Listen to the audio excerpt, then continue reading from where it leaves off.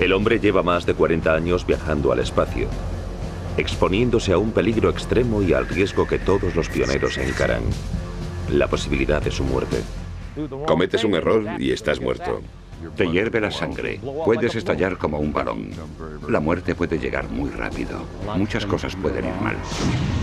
Y terriblemente mal.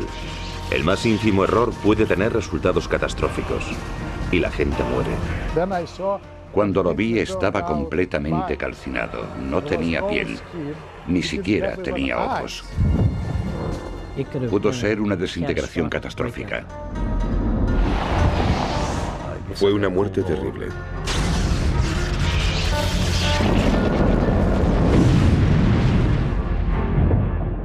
La conquista del espacio ha sido quizás el proyecto humano más ambicioso. Y decenas de hombres han muerto para conseguirlo.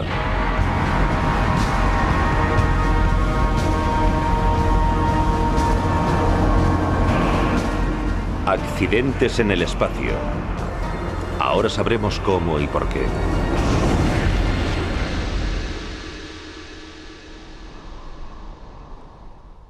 El hombre no se lanzó al espacio de repente. Primero tuvo que prepararse para la era espacial. Los hombres eran lanzados hasta el límite de la atmósfera y luego descendían unos 22 kilómetros en paracaídas, solo para comprobar si sobrevivían a la experiencia. Pruebas con pilotos planeando a velocidades y altitudes que nunca antes se habían alcanzado y a las que algunos no sobrevivían.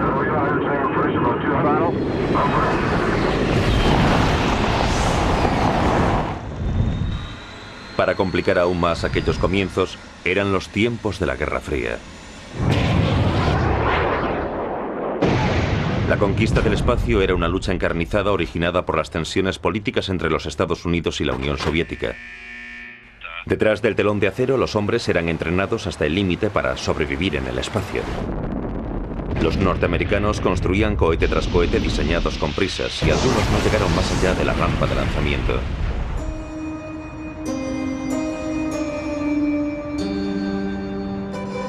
En Rusia, los hombres que morían por la carrera espacial eran enterrados con honores.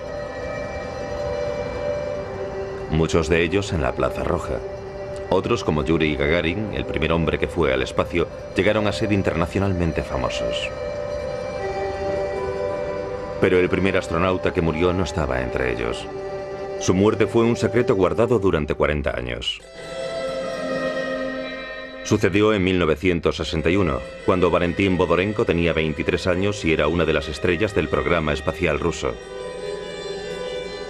Estaba recién casado y tenía una hija pequeña. Compartía con su esposa el sueño de ser el primer hombre que pisaría la Luna. A Vodorenko le faltaban solo unos días para terminar su entrenamiento. Se enfrentaba a la última prueba, una prueba que los astronautas solían fallar. 15 días aislado en una cámara presurizada con oxígeno.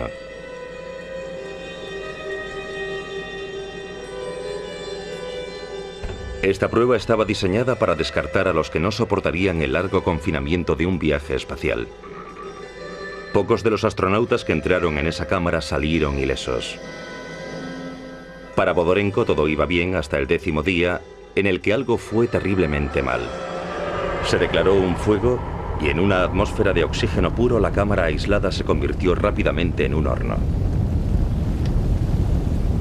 Sacaron a Vodorenko con vida y secretamente lo llevaron a un hospital cercano, pero poco podían hacer en el hospital. Le retiré la manta con mucho cuidado.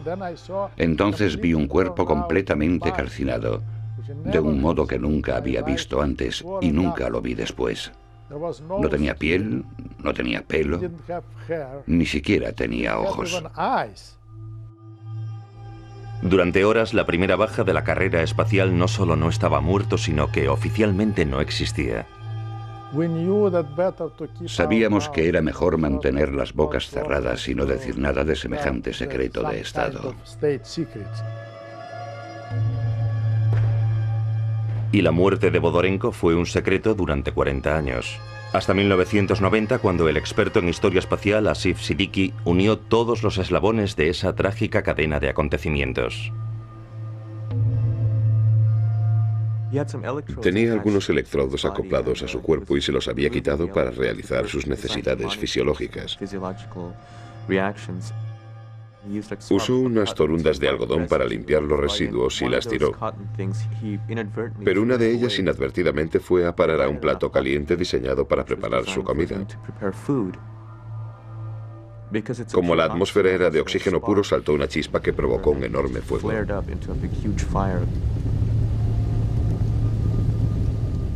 Valentín Bodorenko murió por un error ínfimo, de esos que cualquiera comete, pero que en una atmósfera de oxígeno puro es fatal.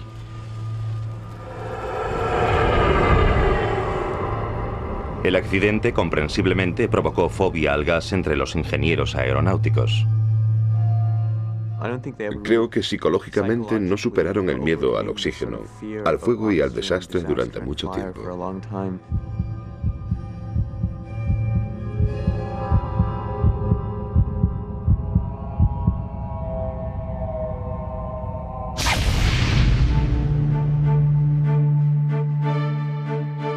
Si hubiese habido una comunicación internacional entre la comunidad científica en lugar de la competición de la Guerra Fría, esa cápsula incendiada hubiese llevado a 3 astronautas a la Luna en lugar de a sus tumbas. Este es el Apolo 1, donde los americanos por su cuenta aprendieron la lección sobre los peligros del oxígeno puro. La historia de esa tragedia comienza una fría mañana de enero de 1967 cuando 3 astronautas posaban para las cámaras antes de comenzar las pruebas en sus nuevas cápsulas espaciales. Eran Ed White, Roger Chaffee y uno de los héroes del programa espacial norteamericano, Gus Grissom.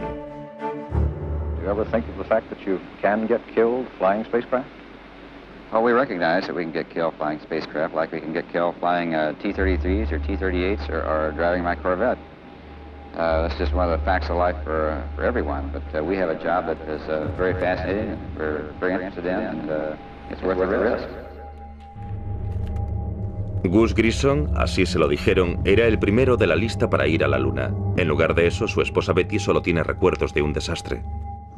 Cuando le dijeron que sería el primero en ir a la Luna, por supuesto se puso muy contento, porque era lo que todos querían oír. Pero eso no ocurrió.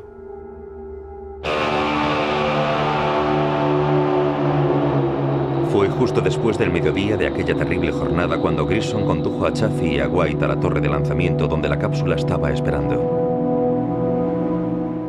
Yo era un niño de 12 años. Era un gran aficionado a la carrera espacial y Gus Grissom era mi astronauta favorito. Una vez que los hombres estuvieran dentro, la cámara sería presurizada con oxígeno puro, creando las mismas condiciones que la cámara aislada rusa. Esta sería la última vez que verían a los 3 hombres vivos. El día ya había empezado mal. La comunicación entre la cámara y el centro de control se había estropeado. Y Grissom comentó que cómo íbamos a comunicarnos con alguien en la Luna si no lo hacíamos entre nosotros a 2 o 3 edificios de distancia. Había mucha confusión con los circuitos de comunicación. Yo tenía que escuchar las instrucciones de la base y escuchaba a los astronautas dentro de la nave. Justo en ese momento se escuchó algo como fuego dentro de la nave. Me pareció oír voces gritando. Creí oír a alguien gritar ¡fuego!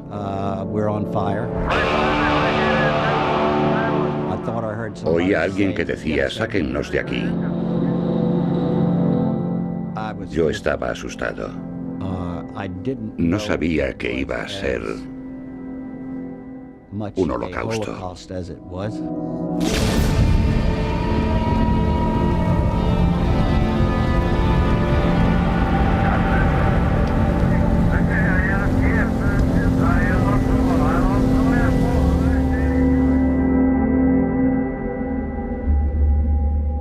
La cápsula no estaba diseñada para ser abierta rápidamente, había que esperar 5 minutos. Para entonces los 3 astronautas ya estaban muertos. Lo del Apolo 1 fue como si hubiera despegado. Para muchos, especialmente para mí, al oír lo ocurrido, nos sobrecogió. Sabíamos que algo así podía pasar con un cohete, pero nunca pensamos que perderíamos a 3 amigos en tierra, incluso antes de ser lanzados al espacio. El incendio del Apolo 1 fue una tragedia que, en primer lugar, se podía haber evitado. Y en segundo lugar, nunca se debió haber procedido de tal manera que se llegara al punto de tener que evitarlo. La NASA estaba en estado de shock enfrentándose a una oleada de brutales especulaciones sobre lo sucedido. Habían hecho una pregunta y pronto tuvieron una terrible respuesta. El Apolo 1, que todo el mundo sabía que tenía una atmósfera de oxígeno puro, había sido equipado con un cableado eléctrico desprotegido y rodeado de materiales altamente combustibles. Teníamos todos los objetos con velcro, porque los astronautas querían poder pegar cosas en las paredes, a las consolas, a todas partes, porque no podían estar flotando por ahí. Atrapa todo ese oxígeno allí y cualquier cosa que lo golpee lo hará explotar.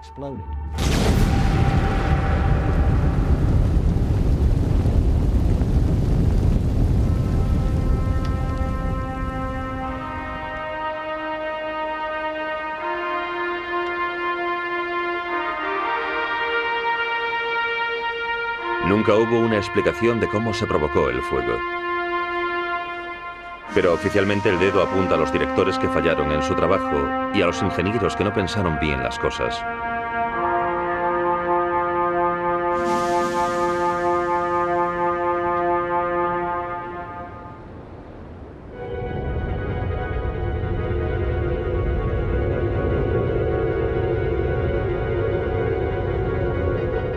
Pero en algunos desastres la culpa es obviamente del astronauta. Scott Carpenter, a bordo de la Aurora 7, fue el segundo americano en el espacio. La experiencia lo sobrecogió de tal manera que no quería volver. Imagínate la máxima relajación que puedas alcanzar. Eso es lo que es. La visión desde esa altitud es trascendental. La combinación de ambas cosas es, al menos, adictiva. El rapto de Carpenter en órbita significaba que se podía quedar sin combustible y perdido en el espacio. Lo que pasó con el vuelo de Scott Carpenter fue que yo hice todo lo que consideré oportuno para que dejase el vuelo en cuanto me di cuenta de que iba a continuar. Perdí esa batalla.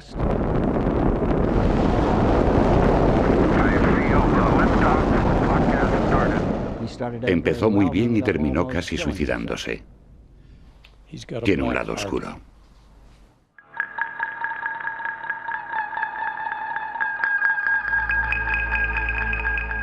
La misión de Carpenter era desarrollar una serie de experimentos, pero él estaba más interesado en resolver atractivos misterios. En un vuelo anterior, el astronauta John Glenn había informado que había visto bandadas de moscas de fuego. Él había visto partículas y les había llamado moscas de fuego, porque no teníamos otro nombre para ellas.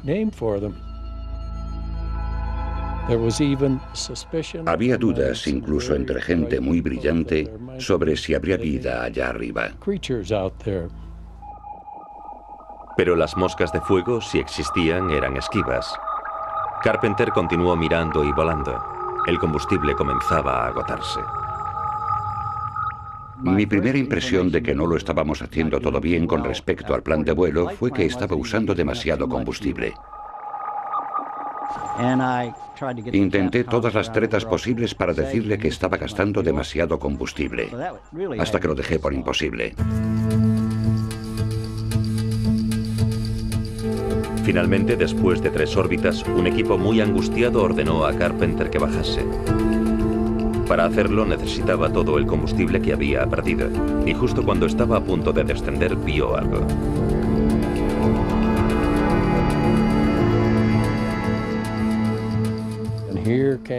Allí estaban todas las moscas de fuego pasando por la ventana. Entonces me di cuenta de que no eran criaturas vivas, solo eran copos de nieve.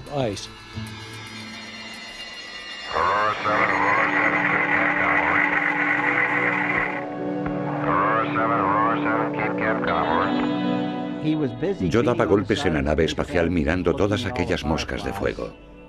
Yo estaba viviendo un momento maravilloso. Carpenter tuvo suerte de aterrizar vivo. Con muy poco combustible para un descenso controlado, el Aurora 7 atravesó la atmósfera y cayó a cientos de kilómetros del lugar previsto. Tuvo mucha suerte. Si hubiese llevado menos velocidad, podría haber explotado. No lo hubiera conseguido y se hubiese quedado por ahí.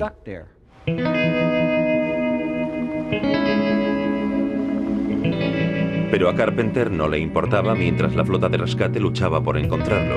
Él todavía estaba disfrutando.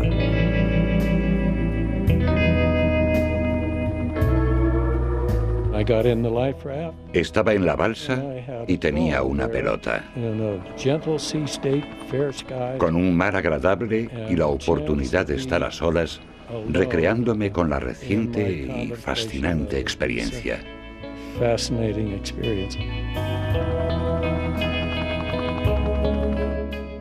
Creo que disfrutó mucho allá arriba. Fue la última vez que a Carpenter lo invitaron a volar. Pero posiblemente no le importó nada. Comenzó una nueva carrera como buzo de gran profundidad.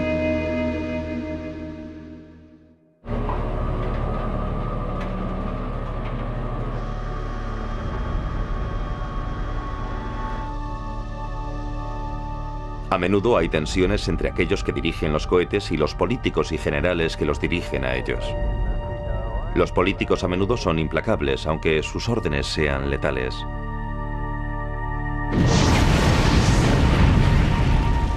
En 1961, un cohete ruso explotó en la rampa de lanzamiento matando a 130 ingenieros y a la tripulación de tierra. En contra del juicio y la opinión de muchos, ellos estaban donde estaban y haciendo lo que hacían porque un general soviético estaba impaciente por ver despegar un cohete. Igual que otras catástrofes, se mantuvo en secreto. Pero en 1967 hubo una tragedia espacial rusa que todo el mundo vio.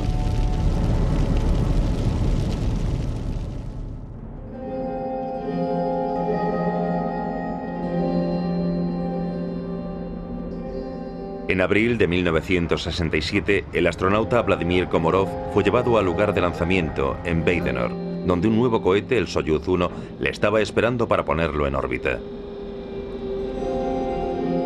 El Soyuz tenía una turbulenta historia. 3 lanzamientos fallidos habían explotado.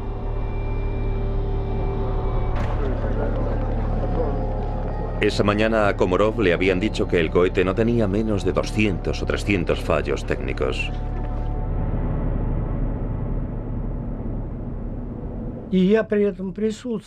Yo estaba allí cuando entrevistaron a Komorov.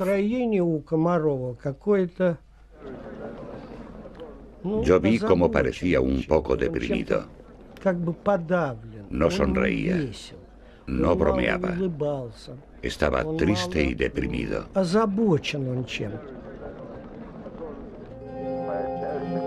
Los mandos estaban al corriente de la accidentada historia del cohete. De hecho, no podían permitir que Yuri Gagarin, el astronauta más famoso del país, fuera el segundo piloto de Komorov. Le ofrecieron el puesto a Gagarin, pero los líderes políticos del país dijeron que no podían arriesgar la vida de Gagarin. Fue el último hombre que vio a Komorov en la rampa de lanzamiento.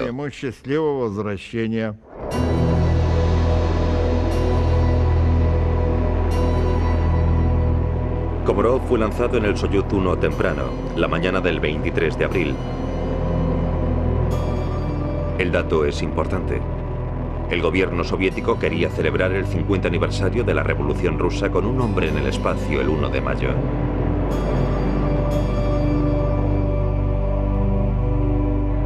Los problemas técnicos de Komorov comenzaron en cuanto entró en órbita. primero fue un panel solar. No habría. Eso significaba escasa energía y poco control sobre la nave. Komarov lo intentó todo, incluso golpear con su puño desde el interior de la cápsula. Finalmente, después de 15 órbitas, sus jefes en tierra abandonaron. Ordenaron regresar a Komarov.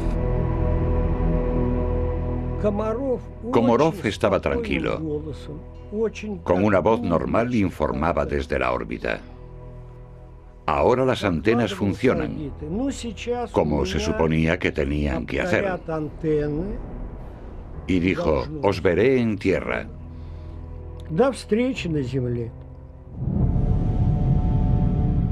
Komarov colocó el maltrecho Soyuz en posición de reentrada. Hasta ahora todo bien. Exitosamente se deslizó a través de la barrera de la atmósfera con la Tierra. La gente en tierra exhaló un suspiro de alivio y se preparó para aclamar al héroe retornado. Pero el Soyuz tenía 200 o 300 fallos técnicos y fue el 203 el que demostró ser letal. Cuando se desplegó el paracaídas, las cuerdas comenzaron a enrollarse en un nudo. Con ese paracaídas aleteando inútilmente sobre él, Komarov se dio cuenta de que iba a morir. Tocó tierra. El suelo tembló. Se estaba incendiando. Solo parte de su cuerpo y de su cabeza estaban intactos. El resto estaba calcinado.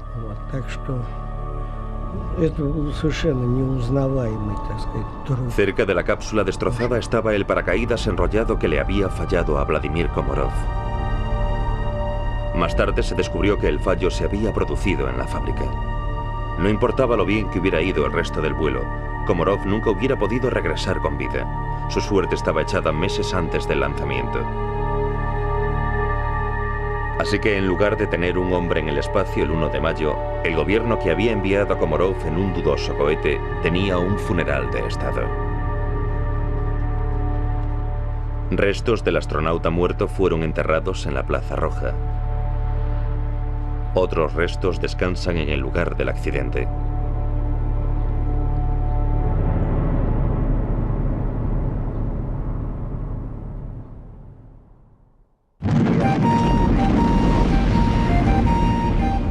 Mientras los rusos lamentaban su muerte, el programa espacial americano continuaba.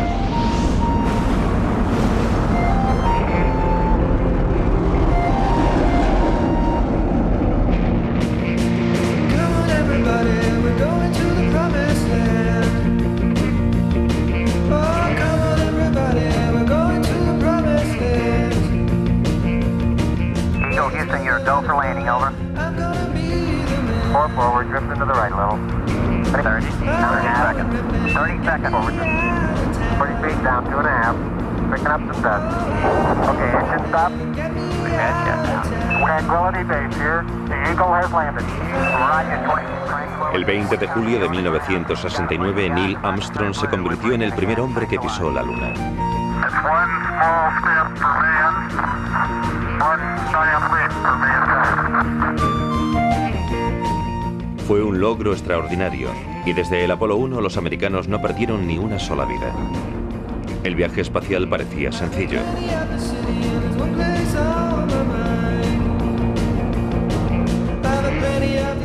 Pero la NASA descubriría en el siguiente vuelo a la Luna que lanzar gente al espacio siempre es complicado.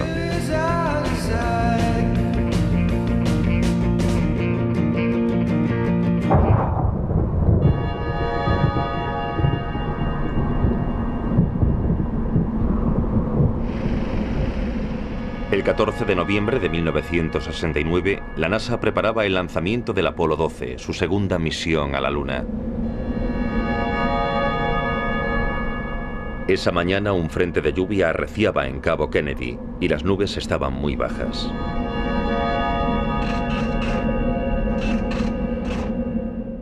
Recuerdo que estaba sentado en el control, me sudaban las manos, quería salir de allí. Nadie se daba cuenta, pero estaba muy nervioso.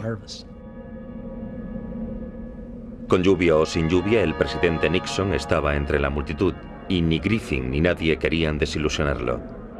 De todas formas, ¿por qué la lluvia tenía que ser un inconveniente? 6, 5, 4, 3, 2, 1, 0. All engines running, commit, liftoff. We have liftoff, 11:22 a.m. Eastern Standard Time. La climatología no nos importaba. Por alguna razón no considerábamos un problema un lanzamiento entre nubes. Dick y yo dijimos, no hay problema. Hemos volado con lluvia en muchas ocasiones. Todo va muy bien, es una nueva experiencia para mí.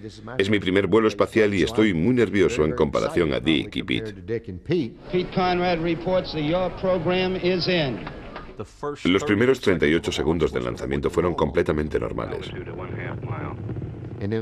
A los 50 segundos, más o menos, pasó algo. Todo el conjunto de datos que provenían de la nave que yo estaba vigilando eran valores sin sentido. Todas las luces de aviso indicaban todo tipo de alarmas. El equipo discutía sobre ese árbol de Navidad que se había encendido.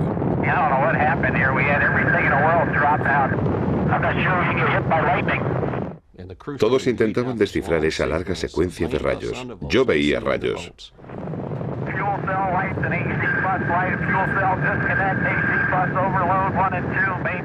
36 segundos después del despegue, el Apolo 12 se había llenado de lucecitas.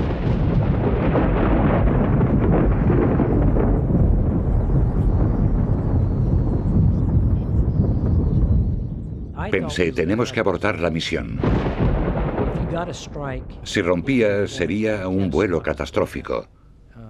Y toda la nave reventaría. Con todo ese combustible, hidrógeno, oxígeno, sería una gran bola de fuego.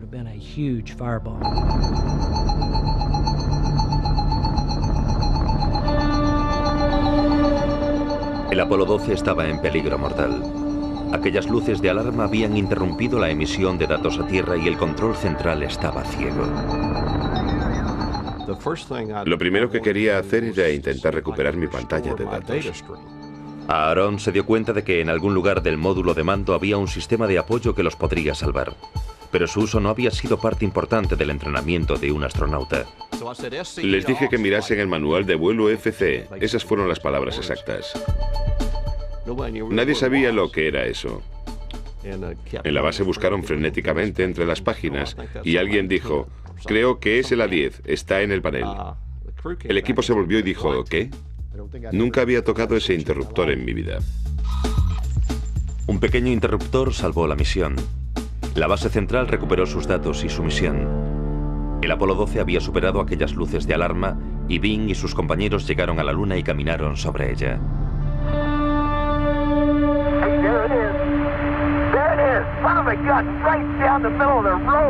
Hang in there. 30 seconds. Coming down at 2. He's got it made. Come on in there.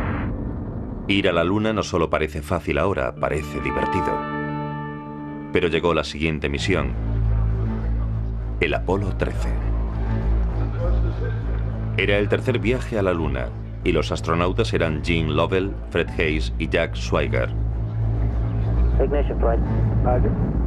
Según ascendía su cohete Saturno V, nadie, ni ellos ni la base central, sabían que unos tontos errores de la fábrica habían convertido la nave en una bomba de relojería.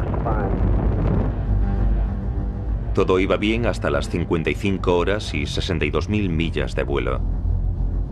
Los astronautas habían hecho una cuarta parte del camino hacia la Luna.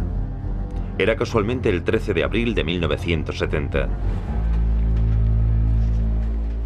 En tierra todo el vuelo estaba siendo visto por alguien. Sy Livergot estaba en el módulo de servicio vigilando los tanques de oxígeno que suministraban energía y aire a la nave. Odyssey Houston, standing by, over. Okay, we read you, Jack. Livergot decidió que el oxígeno de los tanques tenía que ser removido, agitado y pidió que encendieran los ventiladores.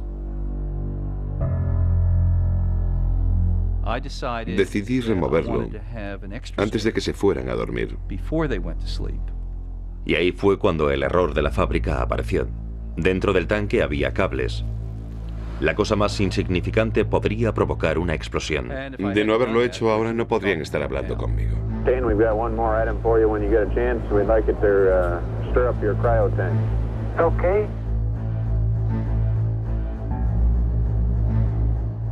Cuando conectaron los ventiladores hubo un chispazo y el tanque explotó. El módulo de servicio estaba destruido. Okay, Houston, we've had a problem here. Say again, please.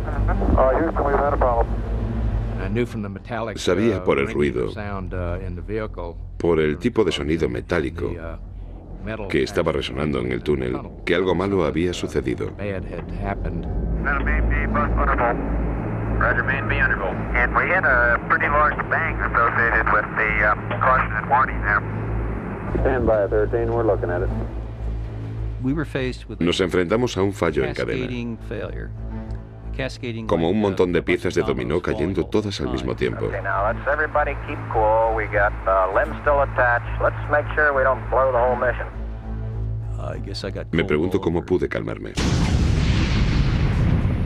La explosión había reventado el módulo de servicio y los gases salían descontroladamente al espacio. Una misión rutinaria se había convertido en una lucha a vida o muerte y las vidas de 3 hombres pendían de un hilo. Okay, let's make sure that we don't do anything that's going to blow our electrical power with the batteries or that will cause us to lose the fuel cell number 2. Desde la base central calculaban frenéticamente si los astronautas tendrían combustible y aire suficientes para regresar a casa. Para salvar estos preciosos elementos tendrían que sellar el módulo en el que se encontraban y mudarse a un módulo más pequeño. Ese módulo nunca llegaría a la Luna, pero podía salvarles la vida. Cuando me di cuenta de que habíamos perdido el tanque de oxígeno, me puse enfermo del estómago, porque habíamos perdido la misión, no íbamos a alunizar. El Apolo 13 no tenía energía suficiente para dar unas vueltas y regresar a Tierra. La misión necesitaba la fuerza de atracción de la Luna para lanzar la nave de vuelta a Tierra. Tuvieron que rodear la Luna, un lugar que nunca pisarían.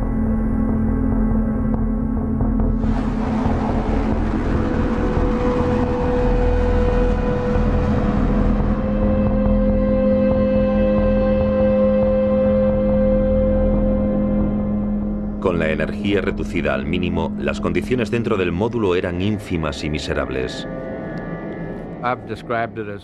Lo describo como si estuvieses perdido en un bosque y no tuvieses la ropa adecuada. Estás ahí durante varios días, en nuestro caso 4 días. Estás congelado. Eso me hundió.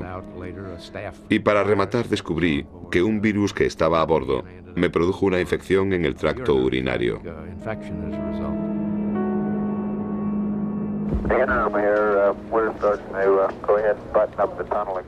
La ansiedad en la base central crecía a medida que el Apolo 13 se acercaba a la Tierra. Empezaron muy diplomáticamente diciendo, Houston, estas no fueron las palabras exactas, pero básicamente el contenido era, Houston, ¿cómo va la secuencia de entrada? Y ya sabes, unas horas más tarde, ¿cómo va la secuencia de entrada?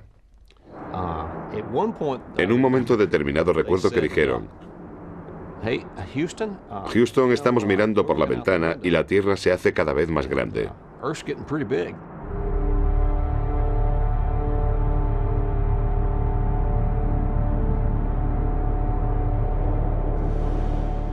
Para empezar, los cohetes que los astronautas tenían para regresar al módulo central se descongelaron y funcionaron. Según la base central comenzó a dar a la tripulación las órdenes necesarias de unas instrucciones muy complicadas, surgió un inesperado problema. Comenzaron leyendo las órdenes a la tripulación, y esto les llevó unas 2 horas. De hecho, la tripulación tuvo problemas para encontrar un papel donde anotarlo todo. Fue una situación anómala, pero habíamos elaborado una compleja secuencia que salvaría a la misión y a la tripulación. La clave era que tuvieran papel suficiente donde escribirlo. Ahora llegaba la reentrada, la parte más delicada del viaje. Primero, la tripulación debía desacoplar el módulo de servicio inutilizado. Cuando volvieron del módulo de servicio, nos dijeron que todo un lado ya había volado.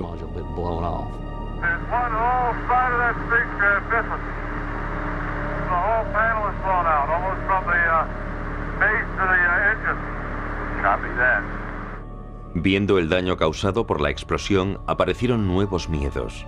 ¿Qué más podía fallarle al Apolo 13 en la reentrada? El problema era el escudo de calor. Desconocíamos en qué estado se encontraba. Solo lo sabríamos al impactar con la atmósfera.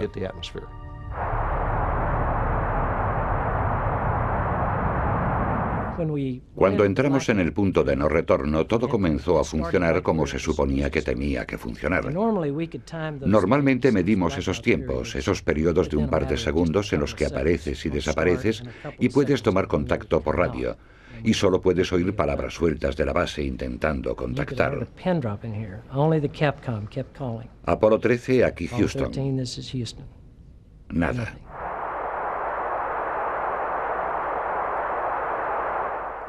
Yo notaba que en esos momentos nadie se miraba.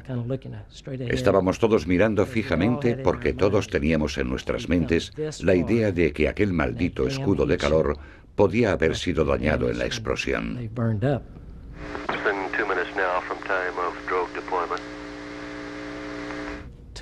2 o 3 minutos después volvimos a tomar contacto. La base llamaba al Apolo 13. Aquí Houston. Jack Swigert respondió: hola Houston, aquí Apolo 13, todo va bien. Y todo el mundo, ya sabes, como, oh Dios, fue un alivio. An extremely loud applause here in Mission Control. This is Apollo 13 on main chutes, comes through loud and clear on the television display here. Odyssey Houston, we show you on the mains. It really looks great. Cuando lo vimos en la gran pantalla de televisión, todo el mundo se volvió loco. Mucho más que en cualquier vuelo anterior. El momento extraordinario de la reentrada, el que tú sabes que has hecho posible, es cuando ves el paracaídas principal y acto seguido esperas verlo caer en el océano.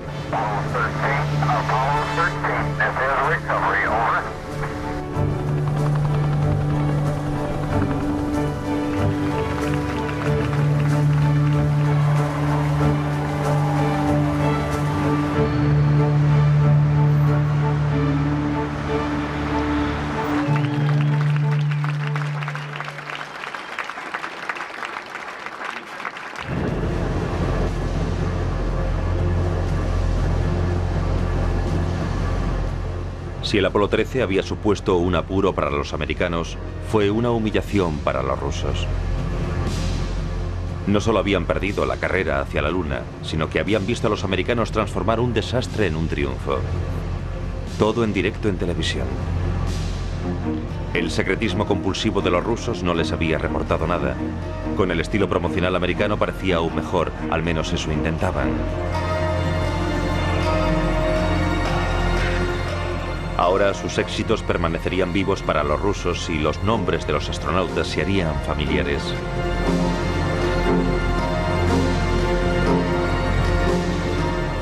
Pero los soviéticos tuvieron poca suerte en el espacio. Su primer intento acabó en tragedia.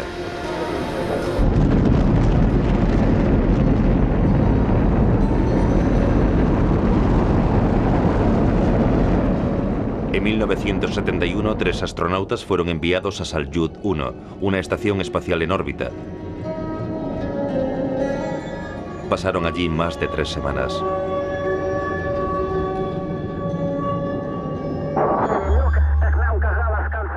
Se convirtieron en personajes televisivos, celebridades nacionales, y transformaron e hicieron chistes a gravedad cero. Pero fuera de la pantalla las cosas no eran tan felices. El primer comandante de la misión, Georgi Dobrovolsky, continuamente discutía con su experimentada tripulación.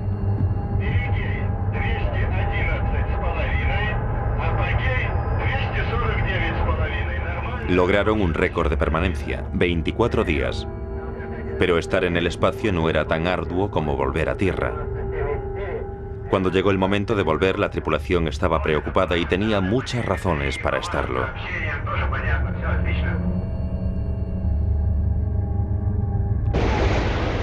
Cuando los tornillos explosivos separaron la nave de su cohete Soyuz, una válvula estalló. Se abrió una vía. El valioso aire comenzó a ser aspirado por el vacío espacial.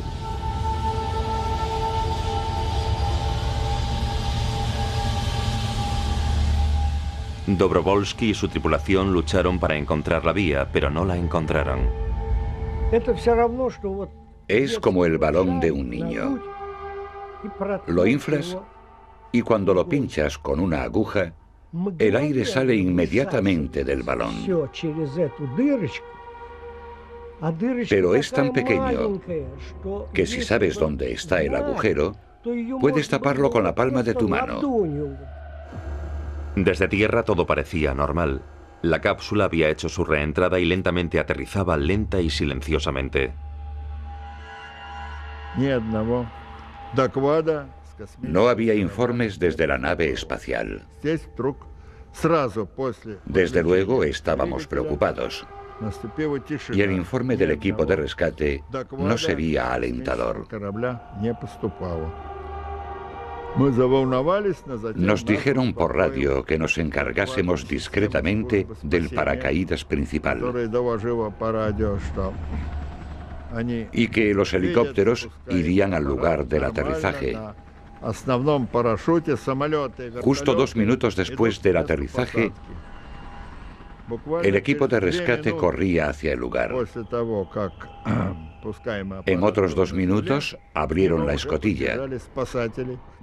Entonces vieron a los astronautas en sus asientos con manchas azules en la cara y sangre en sus narices y oídos.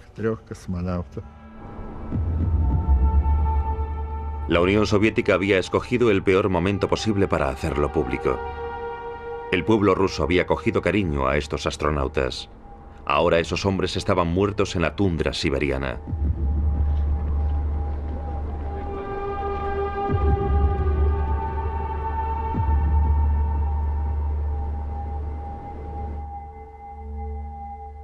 El coste en vidas humanas de la carrera espacial se incrementaba. Como mínimo 135 hombres habían muerto, la mayoría rusos.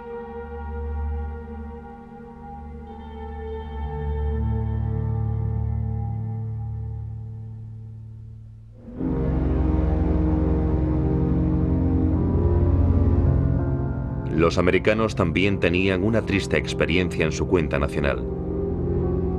Cabo Kennedy, 1986. Era un helado día de enero y la lanzadera espacial Challenger esperaba en la rampa de lanzamiento.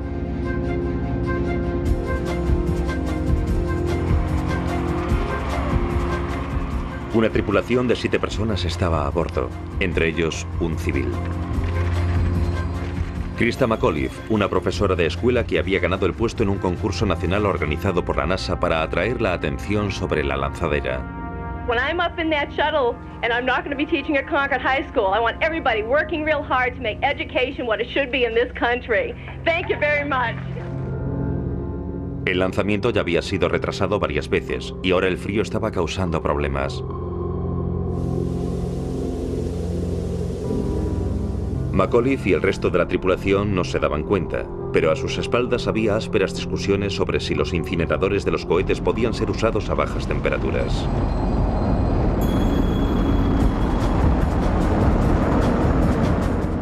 La mañana del lanzamiento el frío era preocupante, pero la NASA decidió arriesgarse. Toda la población norteamericana querían ver a la profesora de Nueva Inglaterra y a sus compañeros entrar en órbita. Entre la multitud en Cabo Kennedy estaba la familia de McAuliffe, sus amigos y la segunda de la lista, Barbara Morgan, quien habría volado en el Challenger si McAuliffe no hubiese podido hacerlo.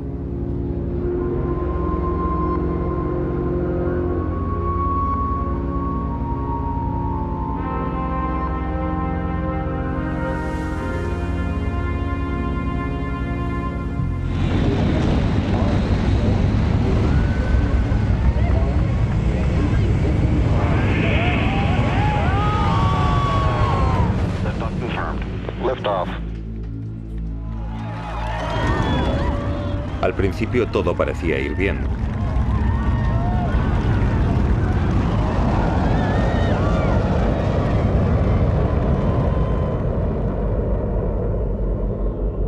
control program confirmed. Challenger now heading downrange. We'll throttle down to 65%. Después de un minuto, el control central dio una rutinaria pero fatídica orden. Challenger, go and throttle up. Challenger, go and throttle up.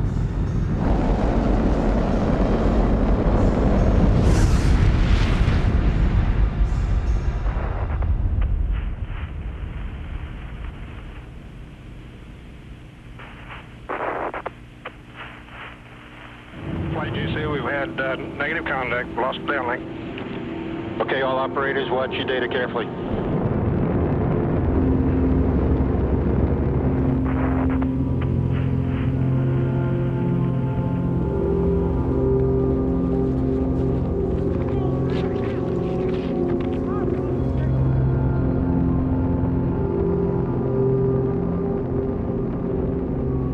Flight controllers here looking very carefully at the situation.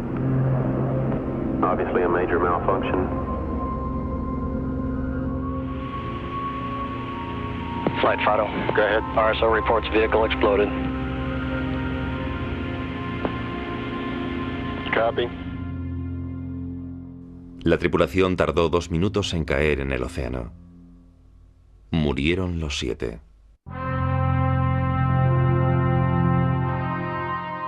Los ingenieros habían avisado a la NASA de no realizar el lanzamiento con un tiempo tan frío. Les dijeron que los sellos de caucho de los incineradores llamados anillos cero podían fracturarse con el frío. Y se fracturaron. El lanzamiento del vídeo muestra un hilillo de humo negro en los sellos de caucho, lo que significaba que las juntas de las secciones de los incineradores comenzaban a gotear combustible. A la orden aceleración, el combustible se incendió y el cohete principal explotó.